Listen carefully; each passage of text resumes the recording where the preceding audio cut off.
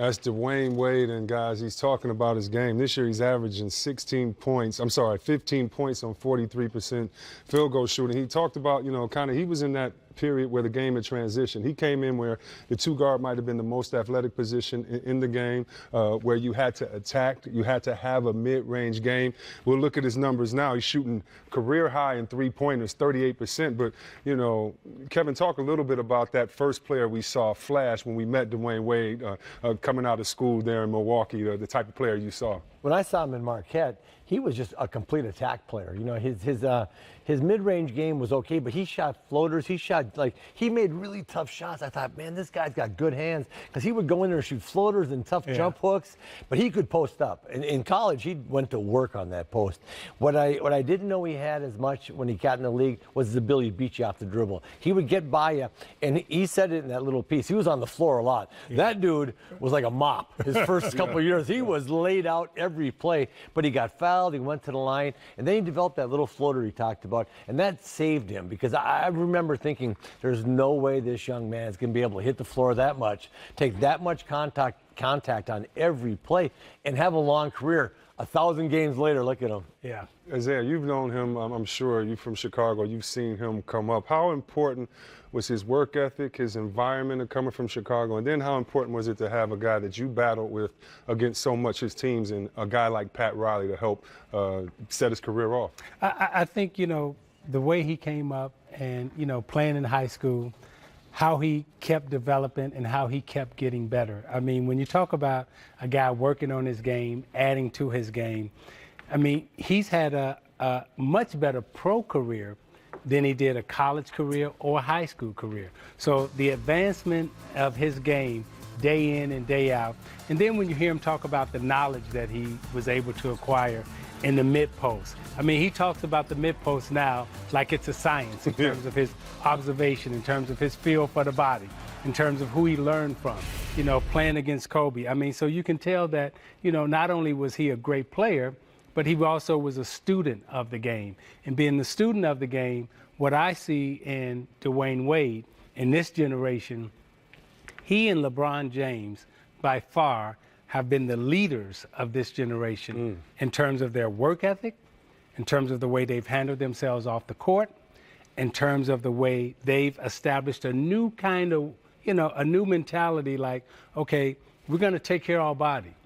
We're gonna play, 10, 15 years, and we're going to play it at a high pace. Remember, when he came into the league was about guys partying all night long, hanging out, He and LeBron James, they changed the total outlook of what a professional athlete in the NBA is supposed to be. And they've set the bar really, really high for others to come up and follow. And this next generation is following their lead. Everybody's eating better. Yeah. Everybody's in good shape. Trainer. They got trainers. They're taking care of their body. They're spending money on their body. I mean, this comes from the LeBron James, Dwayne Wade era. Yeah, when we talk about LeBron, when we talk about Dwayne Wade, rather, I think most people don't give him enough credit on the defensive end. He's only 35 blocks short of being the all-time leader in shot blocks for a two-guard. Michael Jordan is ahead of Dwayne Wade, but you may not think of him as a shot blocker, but I always has, because against my teams, it seems like he's always blocked the shots or help defense on the big fella and coming over. And, Isaiah, you mentioned it, and I want you to continue a little bit. When you talk about LeBron and D-Wade, you talked about how they've set the bar for other players, how they've made working out and everything in fashion now. What about how they affected each other's careers? LeBron was criticized so much by going to play in the league and to learn how to win there and bring one back home. What do you think this Batman and Robin effect was like between them? Their friendship has definitely increased LeBron's longevity and understanding of the game. Wow. D-Wade in the Miami Heat basically taught LeBron James how to win championships. He was good enough to get to the championship, but in terms of training, in terms of being a teammate, in terms of understanding what it's like to be a teammate, to have a serious brotherhood with your teammate, the leadership of Dwayne Wade has been extremely impactful on LeBron James's career. And he wasn't maybe as blessed as you were, or lucky enough to have a relationship with the Celtics where you could go in to their locker room after they won a championship, and you always talk about how important it was for you to learn from your friend or the enemy how to win from Magic, from these guys. And Kevin McHale, continue to talk. When they won I think they won in '84. I was in their locker room where they was celebrating, pouring the champagne, and I was looking, and I was taking notes, and they were good mentors to me. And you were able to have that through competition, but you're saying Dwayne Wade was, or LeBron rather, was able to go to his boy and say, as a teammate, let's do this together. Yeah. And again, that Pat Riley, that Lakers, all of that together to me was just the perfect storm for a guy like this. And you've been in a storied organization. Isaiah had to kind of add that history. You added that history on to great legacy, and if you could speak to a little bit about the legacy of a Pat Riley, of a teammate like a LeBron, of a teammate like a D. Wade, and learning how to win the right way. Yeah, no question. When I got to Boston, Red Auerbach never talked about it. He talked about championships. I mean, Red was just so, this is what we do. This is how we win. He had such big, like everybody else was talking about playing well. He was talking about championships. He had a whole different level that he was thinking at.